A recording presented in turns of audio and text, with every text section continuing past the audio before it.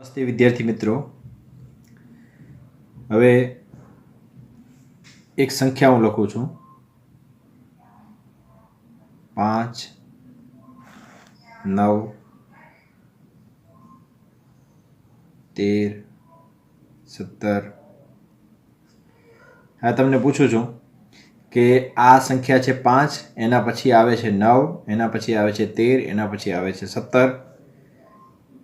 તો આ પહેલો પદ, બીજો પદ, ત્રીજો પદ ને ચોથો પદ। તો આઠમું પદ કયું હશે? આઠમું પદ કયું હશે? તો અહીં જે શ્રેણી તમને આપેલી છે એ તમે ધ્યાનથી જુઓ કે 5માં કેટલા ઉમેરીએ તો 9 થાય 4, 9માં કેટલા ઉમેરીએ તો 13 થાય તો 4, 13માં કેટલા ઉમેરીએ તો 17 થાય તો 4। એનો અર્થ એ થાય કે દરેક પદમાં આપણે 4 ઉમેરીએ તો એના પછીનું પદ મળે છે। હવે તમને પૂછવામાં શું આવે છે કે આઠમું પદ કયું હશે? તો તમે શું કરશો કે આ છે પહેલો પદ, આ છે બીજો પદ, આ છે ત્રીજો પદ, આ છે ચોથો પદ। હવે પાંચમો પદ શોધવા માટે શું કરશો? તો 17માં કેટલા ઉમેરશો? 4, 17માં 4 ઉમેર્યું તો કેટલા થાય? 21 થાય। તો આ તમારો મળ્યો પાંચમો પદ। એ જ રીતે 21માં કેટલા ઉમેરો? 4, તો એ મળશે તમને છઠ્ઠો પદ। એ જ રીતે 25માં કેટલા ઉમેરશો? 4, તો એ તમને મળશે સાતમો પદ। અને 29માં 4 ઉમેરશો એટલે 33, એ તમને આઠમું પદ મળશે। તો આમ આઠમું પદ કયો થયો? 33 થયો। હવે ધારો કે તમને એમ પૂછે છે, આ તો ઠીક છે, ટૂંકું છે, આઠમું પદ તમને પૂછ્યો। હવે ધારો કે તમને પૂછે છે 81મું પદ કયું?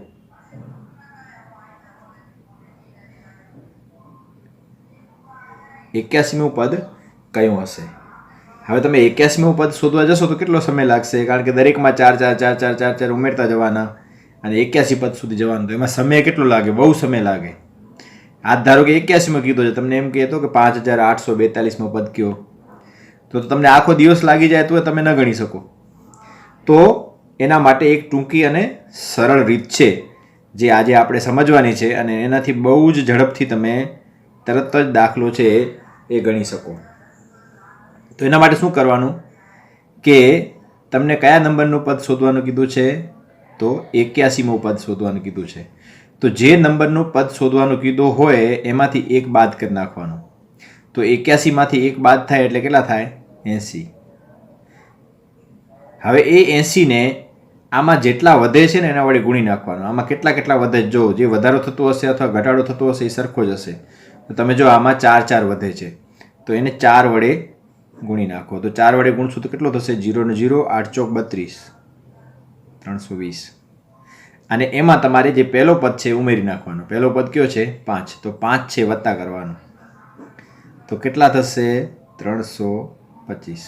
તો તમારો 81મું પદ છે એ 325। જો કેટલી વાર લાગી? એકદમ ઝડપથી આપણે ગણી શકીએ, ગમે તે પદ તમે શોધી શકો। એ જ રીતે આપણે જોઈએ, તમને ધારો કે આ પૂછે કે 101મું પદ કયો? આનો 101મું પદ કયો? તો તમારે શું કરવાનું? 101માંથી એક બાદ કરો એટલે 100, 100 ને 4 વડે ગુણો એટલે 400, 400માં 5 ઉમેરો એટલે 405 થાય। તો આ રીતે એકદમ ઝડપથી ગમે એ નંબરનો તમને પદ પૂછે તમે તરત જ શોધી શકો। હવે આપણે જોઈએ કે આ જે આઠમો પદ 33 મળ્યો એ આપણી ગણતરી પ્રમાણે સાચો થાય છે કે નથી થતો? જો તમને કયો પદ શોધવાનું કીધું છે?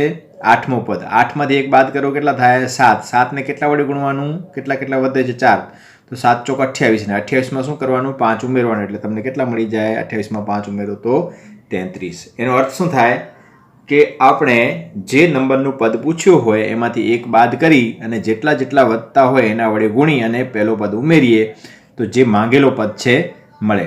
તો મિત્રો આપણે આજે એ જ પ્રકરણની વાત કરવાની છે કે જેમાં ક્રમમાં પદ આપેલા હોય તો એ પદ કઈ રીતે શોધી શકાય અને એ પદોનો સરવાળો કઈ રીતે કરી શકાય, તો એ પ્રકરણનું નામ છે સમાંતર શ્રેણી। તો આજે આપણે સમાંતર શ્રેણી વિશે સમજવાનું છે। તો વિદ્યાર્થી મિત્રો, તમારા ધોરણ 10 ગણિતમાં પ્રકરણ 5 જેનું નામ છે સમાંતર શ્રેણી, એનું બીજું નામ છે અર્થમેટિક પ્રોગ્રેશન, અને એને ટૂંકમાં AP તરીકે પણ ઓળખવામાં આવે છે। હવે વિદ્યાર્થી મિત્રો, ધોરણ 10માં બોર્ડની પરીક્ષામાં આ પાઠમાંથી 4 ગુણનું પૂછાય છે. એમાં 1 ગુણનો એક પ્રશ્ન હશે અથવા એક દાખલો હશે અને 3 ગુણનો એક મોટો દાખલો હશે. તો આ રીતે કુલ 4 ગુણનું પૂછાય છે અને તમે ધ્યાનથી સમજશો તો આ પ્રકરણ બહુ અઘરો નથી, સમજવામાં સરળ છે. જો ધ્યાન આપશો તો તમને સમજાઈ જશે. તો સૌથી પહેલાં તો આપણે જોઈએ કે સમાંતર શ્રેણી કોને કહેવાય, એની વ્યાખ્યા શું સમાંતર શ્રેણીની. તો પ્રથમ પદ સિવાયના દરેક પદ છે એ આગળના પદમાં નિશ્ચિત સંખ્યા ઉમેરીને જો મેળવી શકાતા હોય તો એવી સંખ્યાઓની જે યાદી છે એને શું કહેવામાં આવે છે? સમાંતર શ્રેણી. તો સમાંતર શ્રેણી એ શું છે? સંખ્યાઓની યાદી છે. એમાં પહેલો પદ નહીં, એના પછીનો કોઈ પણ પદ છે એ એના આગળના પદમાં ચોક્કસ સંખ્યા ઉમેરીને મેળવી શકાય. જેમ કે તમે જો અહીંયા ઉદાહરણમાં આપેલો છે કે 5ને મૂકી દો, એના પછી બીજા પદથી શરૂઆત કરો. તો બીજો પદ છે એ 5માં કેટલા ઉમેરીને મેળવી શકાયો? તો 5માં 3 ઉમેરીને મેળવી શકાયો. ત્રીજો પદ, તો ત્રીજો પદ છે 11, તો 11 છે એ બીજા પદમાં કેટલા ઉમેર્યા? 3. એ જ રીતે ચોથો પદ છે, તો ચોથો પદ કોના ઉપરથી મેળવી શકાય? ત્રીજા પદથી. ત્રીજા પદમાં કેટલા ઉમેર્યા? 3. તો આ રીતે જે વસ્તુ ઉમેરવામાં આવે છે, જે સંખ્યા ઉમેરવામાં આવે છે, એ સંખ્યા કેવી હોય છે? હંમેશા નિશ્ચિત હોય છે. જે સંખ્યા ઉમેરવામાં આવે છે અથવા તો જે સંખ્યા બાદ કરવામાં આવે છે એ સંખ્યા હંમેશા નિશ્ચિત હોય. તો એવી સંખ્યાઓની જે શ્રેણી મળે એને શું કહેવામાં આવે છે? સમાંતર શ્રેણી. અને જે નિશ્ચિત સંખ્યા આપણે ઉમેરીએ છીએ, જેમ કે અહીંયા આપણે કઈ નિશ્ચિત સંખ્યા ઉમેરીએ છીએ? 3 ઉમેરીએ. જો આમાંય 3 ઉમેરીએ, આમાંય 3, આમાંય 3, 3 ઉમેરતા જવાનું. તો એ નિશ્ચિત સંખ્યાને શું કહેવામાં આવે છે? સમાંતર શ્રેણીનો સામાન્ય તફાવત, કોમન ડિફરન્સ, જેનો સંકેત શું છે આપણે જોશું? ડી છે. અને ડી છે સામાન્ય તફાવત છે, એની કિંમત ધન પણ હોઈ શકે, ઋણ પણ હોઈ શકે અને શૂન્ય પણ હોઈ શકે. એ ખાસ તમારે યાદ રાખવાનું. હવે આપણે જોઈએ, ઉદાહરણ થોડા જોઈએ એટલે તમને ખ્યાલ આવી જશે. તો તમને એક શ્રેણી આપેલી છે 5, 8, 11, 14 થી કરીને અનંત સુધી. આમ ટપકા કરેલા હોય એટલે અનંત સુધી સમજવાનું શ્રેણી. હવે પહેલાં તો આ સમાંતર શ્રેણી છે કે નહીં? તો સમાંતર શ્રેણી કોને કહેવાય? કે જેમાં વધારો કે ઘટાડો કેવો થતો હોય? એક સમાન થતો હોય તો એને સમાંતર શ્રેણી કહેવાય. તો આમાં તમે જો 5માં 3 ઉમેરીએ તો 8 થાય, તો અહીંયા ડિફરન્સ કેટલો થયો? 3 થયો. 8માં 3 ઉમેરો એટલે 11, 11માં 3 ઉમેરો એટલે 14 થાય. તો અહીંયા જે આપણે ઉમેરીએ છીએ એટલે કે જે સામાન્ય તફાવત છે એ કેવો છે? સરખો છે. તો અહીં સામાન્ય તફાવત કેટલો છે? 3 છે.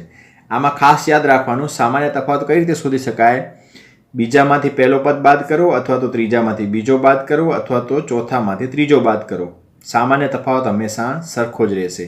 અને બીજી રીતે આપણે જોઈએ, તમારે યાદ રાખવો હોય તો તમારે આ રીતે યાદ રાખવાનું, જો શ્રેણીમાં કિંમત વધતી જાય તો સામાન્ય તફાવત કેટલો રહે? ધન રહે. તમે જો 5માંથી 8 થયા, 8માંથી 11 થયા, 11માંથી 14 થયા, એનો અર્થ શું થાય? 3 વધે છે. જો 3 વધે છે તો સામાન્ય તફાવત કેવો આવશે? ધન આવશે. તો આનો સામાન્ય તફાવત કેટલો થયો? 3 થયો, ધન 3. હવે બીજી આપણે એક શ્રેણી જોઈએ, 100, 70, 40, 10. તો પહેલાં તો આ સમાંતર શ્રેણી છે કે નથી? તો તમે જો અહીંયા ઘટાડો થાય છે, સંખ્યા ઘટતી જાય છે. અહીંયા 100માંથી 70 બાદ કરીએ તો 30 થાય. 70માંથી 40 બાદ કરીએ તો કેટલા થાય? 30 થાય. 40માંથી 10 બાદ કરીએ તો કેટલા થાય? 30. તો અહીંયા તમે જો ઘટાડો થાય છે. ઘટાડો થતો હોય એક સમાન થાય છે, 30, 30, 30, 30 ઘટે છે. એટલે આ પણ સમાંતર શ્રેણી છે. પણ અહીંયા શું થાય છે? ઘટાડો થાય છે. એટલે ડીની કિંમત કેટલી મળશે? -30 મળશે. એટલે કોઈ પણ સમાંતર શ્રેણીમાં જો વધારો થતો હોય, સંખ્યા મોટી થતી જાય તો ડી છે એ પ્લસ આવે, અને જો સંખ્યા છે નાની થતી જાય તો ડી કેવા આવે? માઇનસ આવે. અથવા તમે બીજી રીતે પણ કોમન ડિફરન્સ શોધી શકો. આ રીતે પણ શોધી શકાય. એમાં તમારે શું કરવાનું? બીજી સંખ્યામાંથી પહેલી સંખ્યા બાદ કરવાની, અથવા તો ત્રીજીમાંથી બીજી બાદ કરવાની, અથવા તો ચોથીમાંથી ત્રીજી બાદ કરવાની. તો આપણે બીજીમાંથી પહેલી બાદ કરીએ તો બીજી સંખ્યા કઈ છે? 70 માઇનસ પહેલી સંખ્યા કઈ છે? 100. હવે તમે જો એક સંખ્યા માઇનસ ને એક પ્લસ હોય તો શું કરવાની? બાદ કરવાની. 100માંથી 70 જાય એટલે 30. અને હંમેશા કઈ નિશાની આપવાની? મોટી સંખ્યાની. મોટી સંખ્યા કઈ છે? માઇનસવાળી છે, એટલે -30 આવશે. આ જ રીતે તમે 40માંથી 70 બાદ કરશો તો પણ -30 આવશે. 10માંથી 40 બાદ કરશો તો પણ -30 આવશે. એટલે કોમન ડિફરન્સ હંમેશા સરખો રહે. તો આમાં ડીની કિંમત મળશે માઇનસ. હવે અહીંયા જો ત્રીજો એક ઉદાહરણ આપેલો છે. આ પણ એક જાતની સમાંતર શ્રેણી છે, કારણ કે આમાં વધારો કેટલો થાય છે? 0 થાય છે. બધી સંખ્યાઓ એક સમાન છે એટલે વધારો કેટલો થાય? 0 થાય. 7 + 0 7, 7 + 0 7, 7 + 0 7. તો અહીં કોમન ડિફરન્સ ડી કેટલો છે? 0 છે. એટલે સામાન્ય તફાવત છે ડી એ ધન પણ હોઈ શકે, જેમ કે અહીંયા ધન છે, ઋણ પણ હોઈ શકે, અહીંયા ઋણ છે, અને 0 પણ હોઈ શકે. તો આવી શ્રેણી છે એને પણ શું કહેવાય? સમાંતર શ્રેણી કહેવાય. હવે સમાંતર શ્રેણી છે એમાં જે પદો છે એને ચોક્કસ સંજ્ઞા વડે દર્શાવવામાં આવે છે. જેમ કે સમાંતર શ્રેણીનું જે પહેલો પદ છે એને A1 તરીકે દર્શાવવામાં આવે છે. A1નો અર્થ થાય પ્રથમ પદ, A2નો અર્થ થાય બીજો પદ, A3નો અર્થ થાય ત્રીજો પદ. આ રીતે આપણે આગળ જોઈએ તો nમું પદ હોય એને કોના વડે દર્શાવવામાં આવે છે? an વડે. તમને એમ કે 28મું પદ તો તમે શું લખશો? A28. A28નો અર્થ શું થાય? 28મું પદ. તમને એમ કે A4 એટલે શું? તો A4નો અર્થ થાય ચોથું પદ. am એટલે શું? તો mમું પદ. A35 એટલે શું? તો 35મું પદ. તમને એમ પૂછે કે 21મું પદ કઈ રીતે લખાય? તો 21મું પદ લખાય A21. 101મું પદ કઈ રીતે લખાય? તો A101. તો આ તમારે ખાસ સમજી લેવાનું કે જે નંબરનું પદ છે એને કોના વડે દર્શાવવામાં આવે છે? an વડે દર્શાવવામાં આવે છે. જ્યાં n શું છે? પદનો ક્રમ છે. 25મું પદ હોય તો A25, 35મું પદ હોય તો A35, 28મું પદ હોય તો A28. હવે આપણે ખબર છે કે બે ક્રમિક પદો વચ્ચેનો તફાવત કેવો રહે છે? હંમેશા સરખો રહે છે. બીજા પદમાંથી પહેલો પદ બાદ કરો, કે ત્રીજામાંથી બીજો બાદ કરો, કે ચોથામાંથી ત્રીજો બાદ કરો, કે anમાં પદમાંથી એના આગળનું પદ an-1 બાદ કરો, એનો તફાવત હંમેશા સરખો રહેશે અને એ તફાવતને શું કહેવામાં આવે છે? ડી કહેવામાં આવે છે. એટલે ડી હંમેશા સરખો રહેશે. બીજામાંથી પહેલો, ત્રીજામાંથી બીજો, ચોથામાંથી ત્રીજો, કે anમાંથી an-1 બાદ કરો તો એનો તફાવત હંમેશા કેટલો રહેશે? સરખો રહેશે. જેમ કે આગળ આપણે જોઈ ગયા કે આ બધામાં તફાવત કેટલો રહે છે? પહેલા ઉદાહરણમાં 3 રહે છે, બીજા ઉદાહરણમાં તફાવત કેટલો રહે છે? -30, અને ત્રીજા ઉદાહરણમાં તફાવત કેટલો રહે છે? 0. હવે ધારો કે પ્રથમ પદ છે, કોઈ શ્રેણીનો પ્રથમ પદ A હોય અને સામાન્ય તફાવત D હોય તો એ સમાંતર શ્રેણીનો વ્યાપક સ્વરૂપ શું થાય? તો આ એનો વ્યાપક સ્વરૂપ છે. આપણે ખબર છે કે આપણે દરેક પદમાં કેટલા ઉમેરીએ તો એના પછીનું પદ મળે? તો દરેક પદમાં આપણે D ઉમેરીએ તો એના પછીનું પદ મળે. ધારો કે સમાંતર શ્રેણીનો પહેલો પદ છે એ A છે, તો એમાં કેટલો ઉમેરવાથી બીજો પદ મળે? તો એમાં D ઉમેરવાથી બીજો પદ મળે. એટલે બીજા પદને આપણે આ રીતે પણ દર્શાવી શકીએ, A વત્તા D. એ જ રીતે બીજા પદમાં કેટલો ઉમેરીએ તો ત્રીજો પદ મળે? તો વળી પાછો આમાં D ઉમેરો એટલે ત્રીજો પદ મળે. હવે આમાં D તમે ઉમેરશો એટલે શું થશે? A વત્તા D વત્તા D. તો D વત્તા D કેટલા થાય? 2D થાય. એટલે A વત્તા 2D મળે. હવે ત્રીજા પદમાં શું ઉમેરો તો ચોથો પદ મળે? તો પાછો D ઉમેરો. હવે આમાં D ઉમેરશો તો કેટલા થશે? 2D વત્તા D એટલે કેટલા થાય? A વત્તા 3D થાય. આ રીતે તમે જો કે કોઈ પણ પદ છે એનો ક્રમ શું બતાવે છે? આ પ્રથમ પદ છે એટલે કે A1, આ શું છે? બીજો પદ એટલે A2, આ છે ત્રીજો પદ એટલે A3, આ છે ચોથો પદ A4, ને આ છે nમું પદ એટલે an. એટલે તમે અહીંયા ધ્યાનથી જો, જ્યારે તમે બીજો પદ લીધો તો બીજા પદનું સૂત્ર શું બનશે? A વત્તા D. એટલે જે બીજો પદ છે એટલે 2માંથી 1 બાદ કરો એટલે D થાય. ત્રીજો પદ છે એટલે A વત્તા અહીંયા 3 છે, 3માંથી 1 બાદ કરો તો શું થાય? 2D થાય. એ રીતે ચોથો પદ એટલે શું? A વત્તા 4માંથી 1 બાદ કરો તો કેટલા થાય? 3D થાય. એ રીતે તમે આગળ વધો તો nમું પદ શું થાય? તો A વત્તા nમાંથી કેટલા બાદ કરો? 1 બાદ કરો એટલે n-1 into D થાય. તો આ તમારું સૂત્ર શું મળ્યો? nમા પદનું સૂત્ર મળ્યો. તો આને વ્યાપક સ્વરૂપ પણ કહેવામાં આવે છે અને એના ઉપરથી આપણે nમું પદ શોધવો હોય તો એનું બહુ અગત્યનું સૂત્ર મળે છે. આ તમારે ખાસ યાદ રાખવાનું. તો કોઈ પણ સમાંતર શ્રેણી હોય એનો nમું પદ શોધવો હોય તો nમા પદને કઈ રીતે દર્શાવવામાં આવે છે? an. અને એનું સૂત્ર શું થશે? A વત્તા n-1 into D થશે. જ્યાં A શું છે? એ પ્રથમ પદ છે, n શું છે? એ પદનો ક્રમ છે, D શું છે? એ સામાન્ય તફાવત છે, અને an શું છે? એ nમું પદ છે. તો આ રીતે તમને કોઈ પૂછે કે 8મા પદનું સૂત્ર શું થાય? તો તમારે શું લખવાનું? A8 બરાબર A વત્તા 8માંથી 1 બાદ કરો તો કેટલા થાય? 7D થાય. તો આ કોનું સૂત્ર થયો? 8મા પદનું સૂત્ર થયો. આ રીતે તમને કોઈ પણ પદ પૂછે તો એ પદનું સૂત્ર લખતા આવડવું જોઈએ. હવે એ સૂત્ર કઈ રીતે છે આપણે જોઈ લઈએ, થોડા ઉદાહરણ લઈએ આના કે સૂત્ર કઈ રીતે લખી શકાય. તો તમે જો અહીંયા કે જે an નું સૂત્ર છે એના ઉપરથી આપણે કોઈ પણ પદ તમને પૂછે તો એનું સૂત્ર કઈ રીતે લખી શકાય એ બધા યાદ રાખવાનું. જેમ કે તમને પૂછે કે પાંચમા પદનું સૂત્ર શું થાય, તો પાંચમા પદને શું કહેવાય? a5 કહેવાય. ને a5નું સૂત્ર શું થશે? પહેલાં a લખવાનું વત્તા 5માંથી 1 ઓછો કરો એટલે 4, 4d થાય.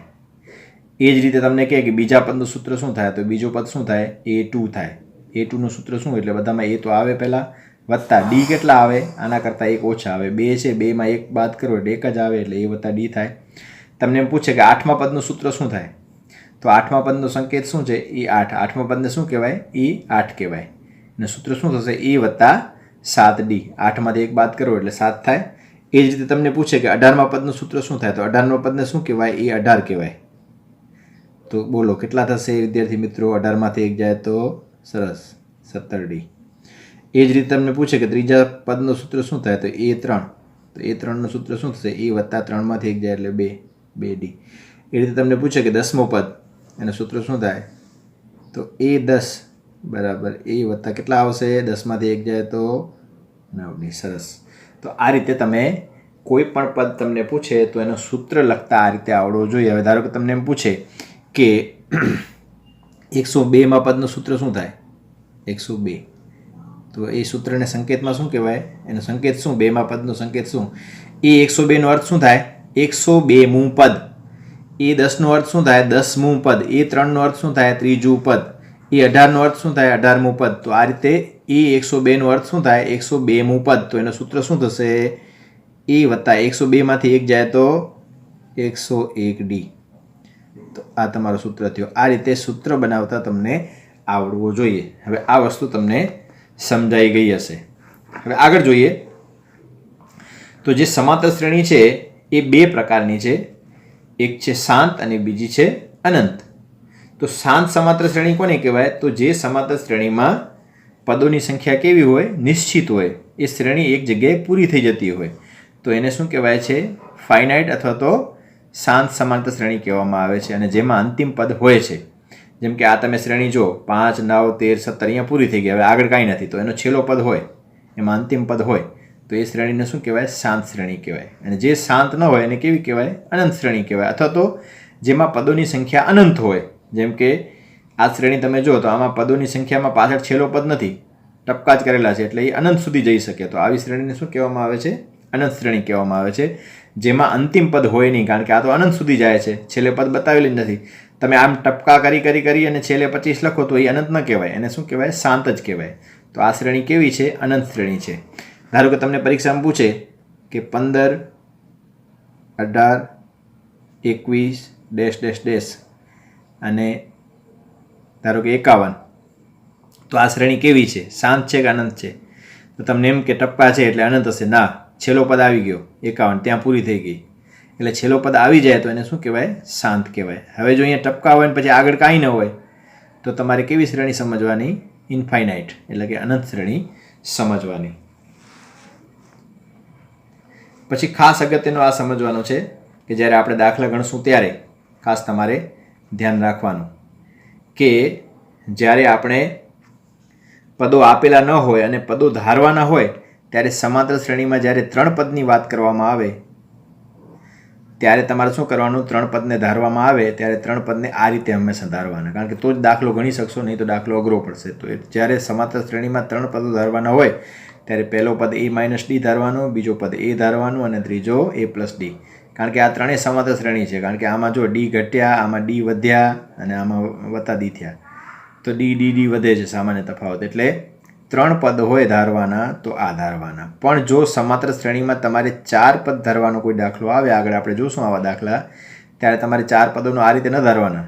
કઈ રીતે ધારવાના? a-3d ધારવાનું પહેલો પદ, બીજો પદ a-d ધારવાનું, ત્રીજો પદ a+d ધારવાનું અને ચોથો પદ a+3d ધારવાનું. આમાં તમે જો સામાન્ય તફાવત કેટલો છે? હંમેશા 2d જેટલો છે.